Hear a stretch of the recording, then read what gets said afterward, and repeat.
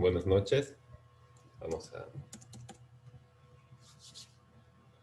continuar con el tema 5. La próxima semana, como hoy es nuestro examen, ¿no? Entonces vamos a hacer una pequeña retroalimentación la siguiente clase, que sería mañana, para que podamos dar el examen el siguiente viernes como hoy. Entonces hasta esta lección, que es la número 5, va a entrar el examen. Y las preguntas van a salir de las diapositivas y de los documentos de Word, que son los resúmenes de las lecciones que les estoy mandando. Y como ya se ha ido resolviendo los cuestionarios y demás, entonces también se va a tomar en cuenta esas preguntas para formular el examen. Pero solamente una que otra, ¿no? Luego el examen se va a elaborar en base a lo avanzado, con las diapositivas y los documentos, como les iba diciendo, y la ley, el decreto reglamentario, obviamente, que también está, los artículos o están transcritos o están citados en cada una de las lecciones que están en las diapositivas. Entonces no va a haber, supongo, dificultad alguna, ¿no? Van a ser entre 15 a 20 preguntas y va a durar 1 hora. Va a estar habilitado dentro del horario del examen, como seguramente han ido haciendo también en todas las otras materias. Y si tienen alguna duda en cuanto a la evaluación, ahorita la pueden formular.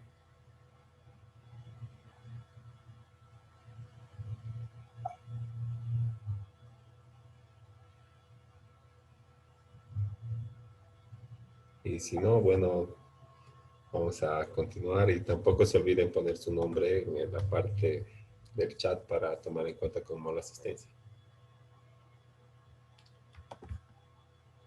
Ya estábamos revisando lo que es la notaría de gobierno y el servicio notarial que ofrecen las oficinas consulares o las embajadas en mérito al principio de extraterritorialidad para poder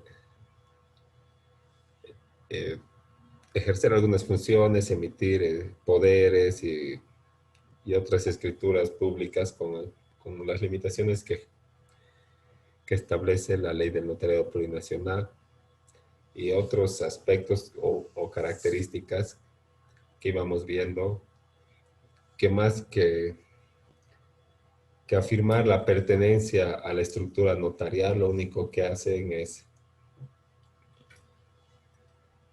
separarlas o establecer diferencias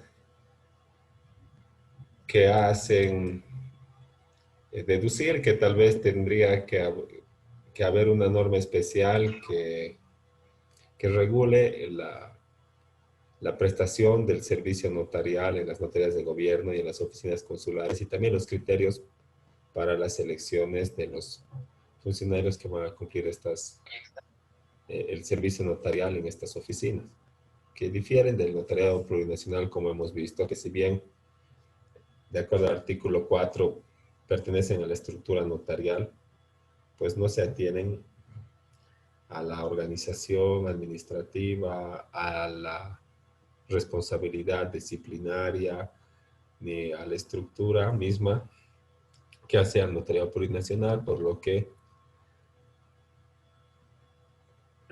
no pertenecen a la institución que dicen pertenecer y por lo tanto deberían tener su norma especial para el ejercicio de estas funciones. Entonces, la notaría de gobierno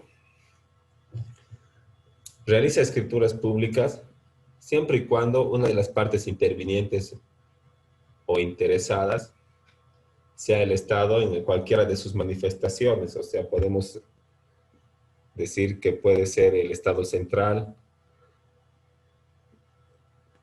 puede ser el gobierno autónomo departamental, puede ser el gobierno autónomo municipal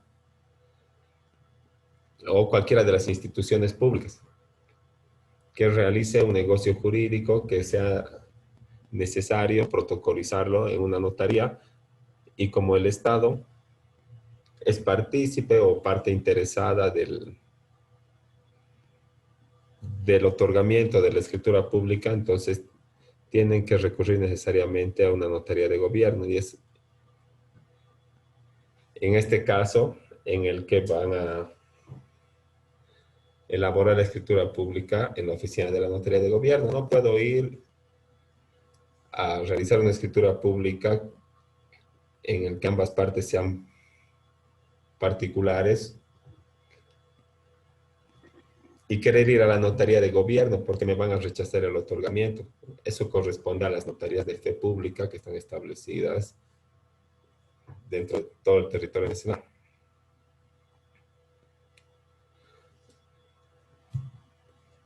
Entonces, esa es la característica de la notaría de gobierno, ¿verdad? Protocolizar los negocios jurídicos del Estado.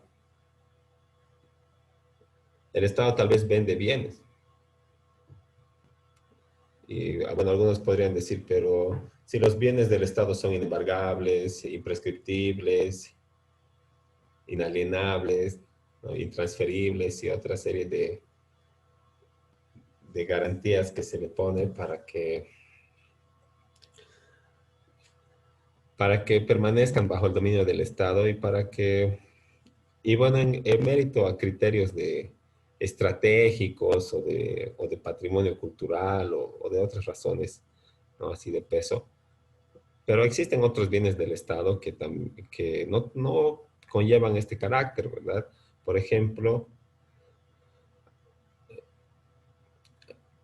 automóviles o bienes inmuebles que se hayan incautado por delitos de narcotráfico y que una vez comprobada su procedencia ilegal pasan a propiedad del Estado y puede que sean rematados, por ejemplo, o dados en rifa, ¿verdad? En la factura de la felicidad o en algún remate de la aduana nacional de Bolivia. Entonces el Estado, pero sigue teniendo un propietario, ¿verdad? Puede ser el importador que ha caído en contrabando, puede ser un narcotraficante, ¿verdad? Que tenía su nombre estos bienes que están sujetos al registro. Entonces el Estado no puede vender cosas que no son de él, no puede regalar cosas que no son del Estado, no puede dar en la factura de la felicidad, en el remate de la Aduana Nacional de Bolivia, no puede adjudicarlo a una institución pública porque todavía no es el propietario, ¿no? Si son de procedencia ilegal, ya todo bien, pero son de propiedad de una persona. Y vender bienes que no son de uno se llama estelionato. Entonces, lo que el Estado tiene que hacer primero es adjudicárselo a su nombre. Y cuando se adjudica, o sea, cuando le pone su nombre al registro, o sea, el derecho propietario está a nombre del Estado, recién puede eh, disponer de este bien, por ejemplo, adjudicarlo, venderlo, otorgarlo en sorteo, como en la factura de la felicidad, como estábamos diciendo. Entonces,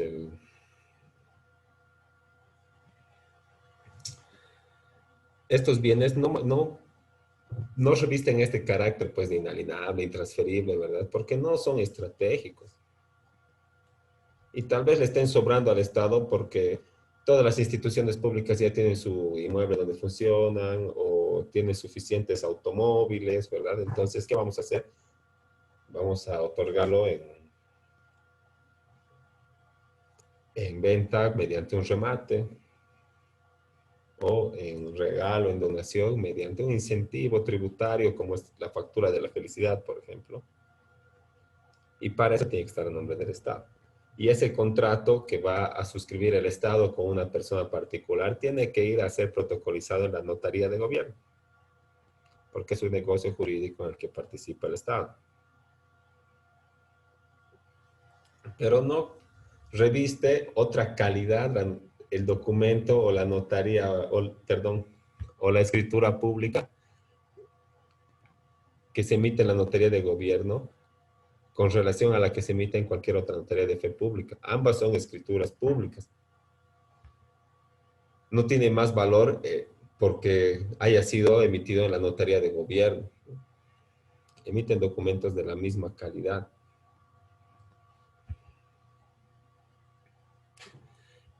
Y bueno, tiene sus diferencias, ¿verdad? Como íbamos señalando.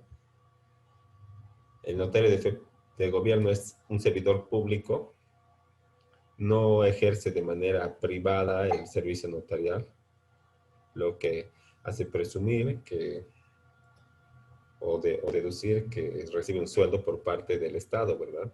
Entonces es un dependiente del gobierno departamental y registra los negocios y los actos jurídicos en los que participan las entidades públicas y los diferentes niveles de gobierno.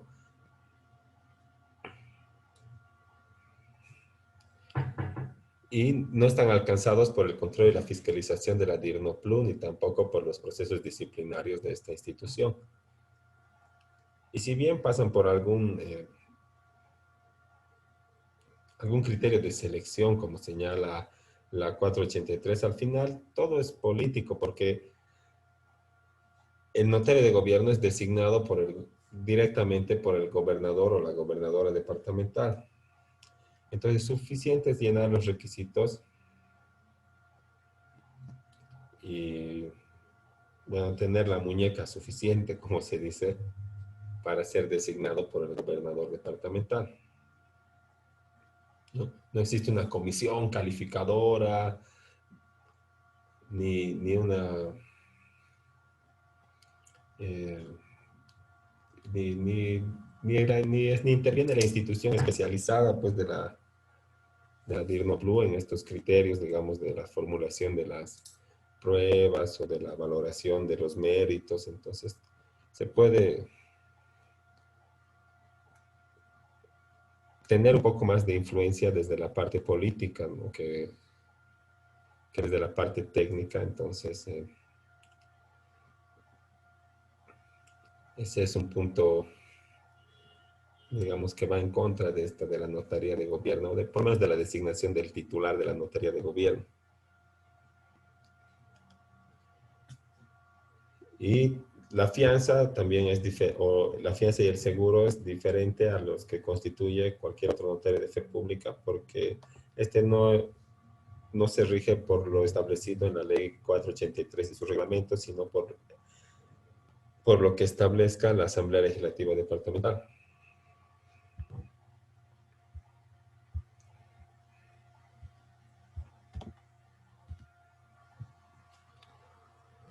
Bueno, en el artículo 26 se establece lo que ya veníamos hablando, ¿no? Que las notarias y los notarios de gobierno ejercerán servicio notarial sobre los hechos, actos y negocios jurídicos en los que intervenga el nivel central del Estado. Los aranceles son establecidos también por la Asamblea Legislativa Departamental. En el caso de los notarios de fe pública, el arancel está establecido por la Dirección del Notariado Plurinacional.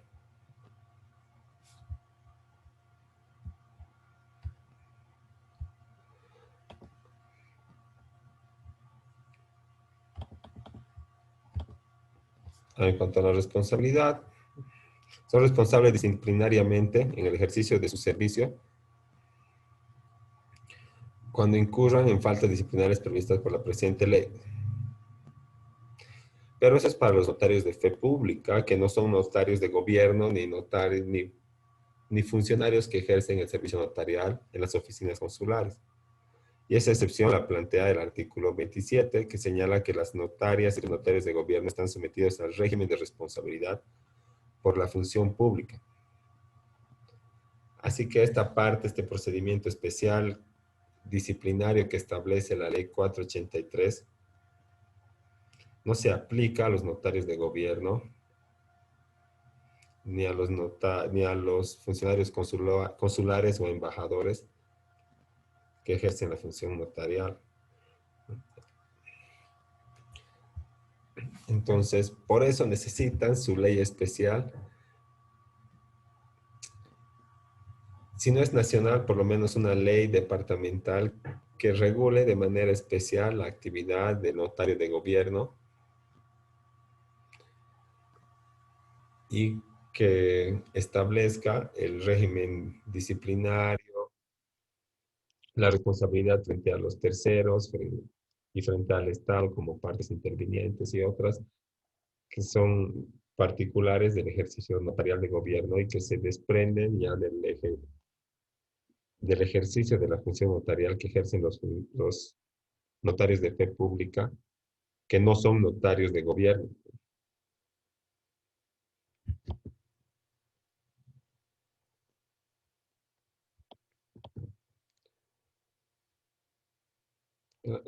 Ahora, en cuanto a la responsabilidad de los funcionarios públicos a la que se refiere el artículo 27 que estábamos revisando, a la que se someten los notarios de gobierno, ¿verdad?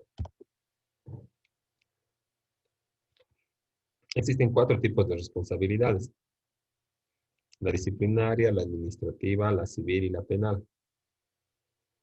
La disciplinaria es una responsabilidad que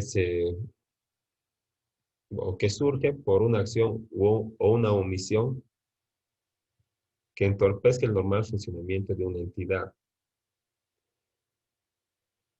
No he dañado económicamente o en el derecho patrimonial de propiedad de ninguna persona, de ningún usuario o de ningún contribuyente, ¿verdad? Pero mi acción u omisión ha hecho que el trámite que tenía que durar 10 días hábiles dure 40. Entonces, cuando me van a denunciar, me van a establecer una responsabilidad disciplinaria. Generalmente es un apercibimiento en primera instancia. Es una llamada de atención, puede ser verbal o por escrito, que va a sentar un antecedente para para que en caso de una reiteración ya se establezca una sanción mayor. Luego está la responsabilidad administrativa, que son penalidades por infracciones a normas administrativas, ¿no? La función administrativa se rige siempre bajo el principio de legalidad, o sea que todo está normado o establecido en leyes, normas y reglamentos de carácter jurídico, administrativo, en las que se señalan obligaciones y atribuciones de cada uno de estos funcionarios o de estas autoridades administrativas. Entonces, cuando yo no ejerza mis atribuciones, ¿verdad? O no cumpla con las obligaciones que establecen estos reglamentos, estas circulares o las normas, ya sean leyes nacionales o departamentales, entonces voy a tener una responsabilidad administrativa que ya va más allá del apercibimiento, ya sea oral o escrito, y establece una penalidad pecuniaria, una sanción pecuniaria, que quiere decir una rebaja en el goce de haberes por efecto de la responsabilidad administrativa. Y la responsabilidad administrativa tiene que surgir siempre de un procedimiento administrativo en el que se emita una resolución en la que se establezca la existencia de la responsabilidad y la cuantía de la penalidad de la sanción. Y en este procedimiento administrativo tiene que darse la posibilidad de defenderse, de presentar pruebas y descargos al funcionario al que se le está siguiendo este procedimiento administrativo. Y una vez terminado el procedimiento y emitida la resolución, recién se aplican estas sanciones o penalidades.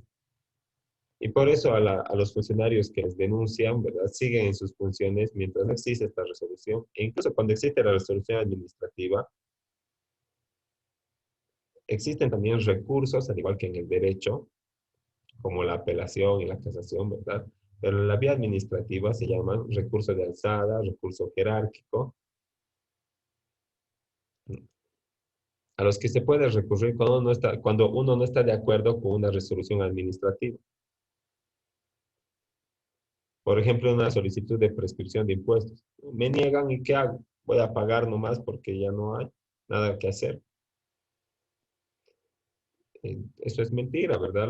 Tengo mi recurso de alzada y mi recurso jerárquico para que una autoridad superior reconsidere la aplicación de la norma o la determinación de la deuda o cualquier otra cosa que se me haya establecido en esa resolución administrativa. Entonces, esos recursos también son parte de la vía administrativa. Y luego está la responsabilidad civil, que ya se establece como una obligación patrimonial por perjuicios causados en el ejercicio de la función pública. Y la responsabilidad penal, que es cuando ya por el ejercicio de esta función, yo incurro en algunas acciones que están tipificadas como delito. Por ejemplo, en el caso de los impuestos, existen funcionarios que manejan el sistema y que una vez emitida una resolución, por ejemplo, de rebaja o de condonación o de prescripción, tienen la obligación de anular la deuda en mérito a la resolución. Pero ellos también pueden manipular el sistema sin resolución, ¿verdad? Y anular las deudas de algunos contribuyentes. Entonces, eso es un delito. Y eso establece la responsabilidad penal. Pero no pueden decirle, ¿verdad? Ni en flagrancia que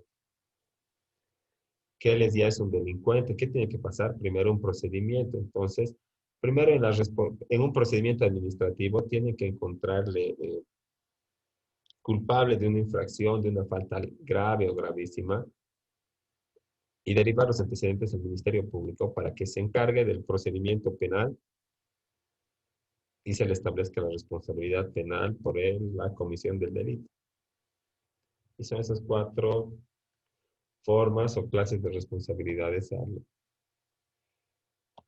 las que se enfrenta un funcionario público que por sus acciones u omisiones incurre en infracciones a las normas del corte administrativo. Incluso puede ser que se le encuentre una responsabilidad civil o penal, como ya hemos visto.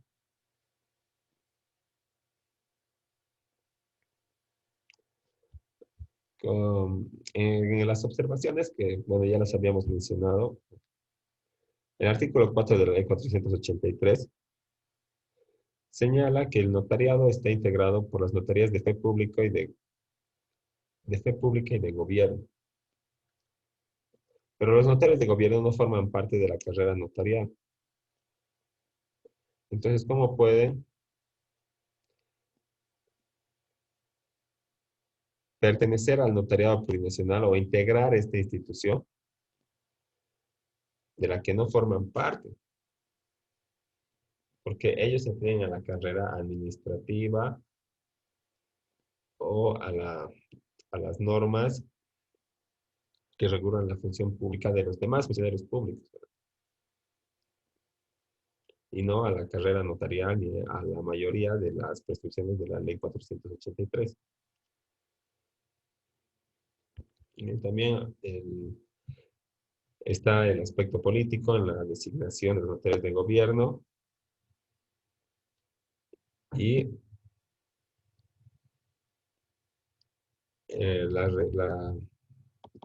la reposición de las escrituras que no, bueno, en este punto no tienen las mismas responsabilidades que los notarios de fe pública,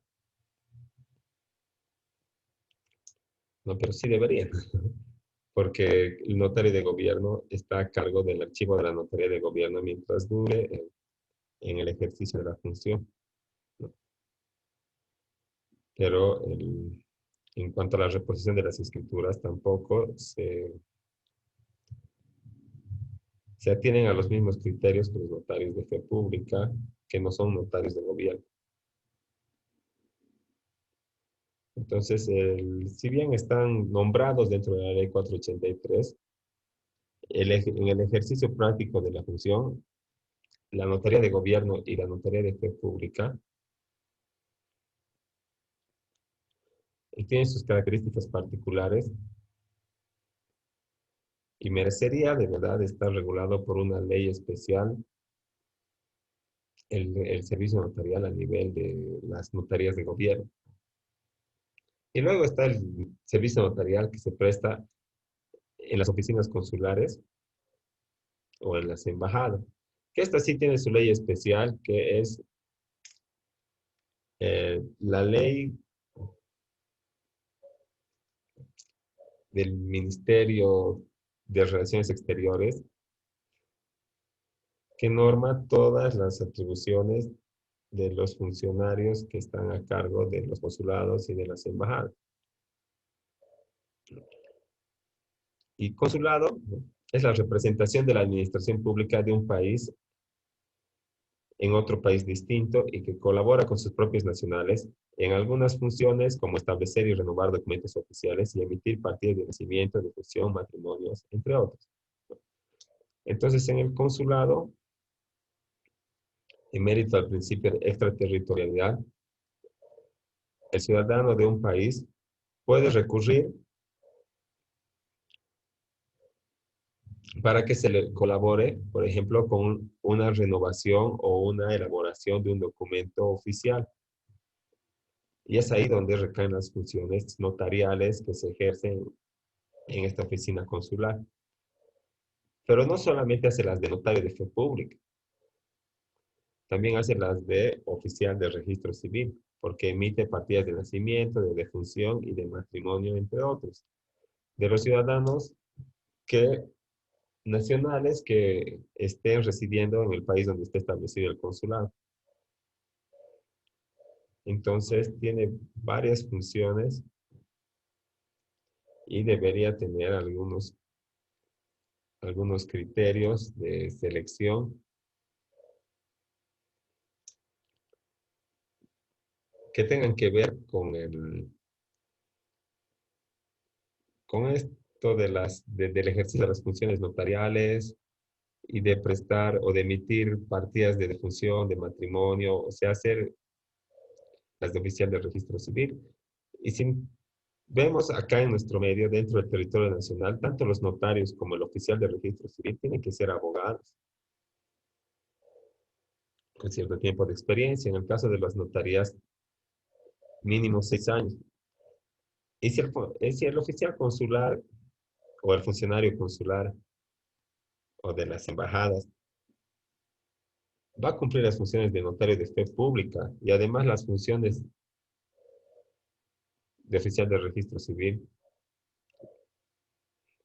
¿no? Entonces, debería tener algunos requisitos comunes de los que se exige en la ley 483, pero en la ley 483, ¿no?, como hemos visto en su artículo 27,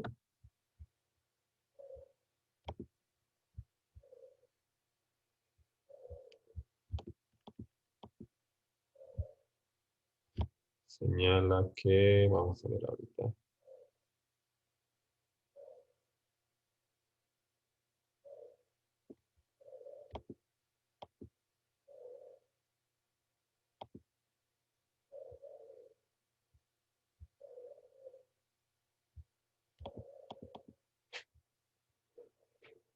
si los notarios de gobierno están sometidos al régimen de responsabilidad por la función pública, ¿no? Y además señala con respecto al servicio notarial en las oficinas consulares, que se ejerce a través de sus servidores públicos especializados conforme a su normativa específica aplicable y a los principios y formalidades de la presente ley. Por lo tanto, siempre estemos hablando de la elaboración de los instrumentos públicos o de los documentos notariales autorizados y tienen los mismos efectos jurídicos que los otorgados por los notarios de fe pública. Entonces, emite documentos públicos, ¿no? Y además señala que no serán aplicables el artículo 11, el 12, el 13, 14, 15, ¿verdad? Y con especial mención al 11 y al 12, recordemos que es la definición de notario y los requisitos necesarios para ser notario de fe pública. Los requisitos especiales, más allá de los establecidos en el 234 de la Constitución Política del Estado. Entonces, no se aplica esta definición de notario en cuanto estamos hablando del servicio notarial prestado en las oficinas consulares. O sea, ese profesional del derecho no se aplica. Tampoco se aplica el artículo 12, en el que se señala como primer inciso tener título profesional de abogado y haber ejercido durante 6 años. Entonces, una persona que va a prestar servicios notariales no es necesario que sea abogado y que tampoco que cumpla con los demás requisitos que establece el artículo 12. Por ejemplo, no tiene que tener especial formación en derecho notarial para nada. Aún así va a emitir documentos con la misma calidad que los notarios de fe pública, que sí son especializados, por lo que podemos deducir que se puede incurrir en errores en documentos que van a ir tal vez al otro lado del mundo y que no van a poder tener efecto en el, no van a poder causar los efectos jurídicos que se pretenden. Entonces se va a haber gastado tiempo y dinero en vano del ciudadano que ha tramitado estos documentos en las oficinas consulares. Se nos va a acabar el tiempo. Vamos a quedar ahí. En 15 minutitos volvemos y terminamos con la lección para que la siguiente, bueno, mañana hacemos la retroalimentación y la siguiente clase damos el examen. Y ya no vamos a dar tarea porque como estamos en exámenes y nuestro examen es la subsiguiente clase, entonces ya no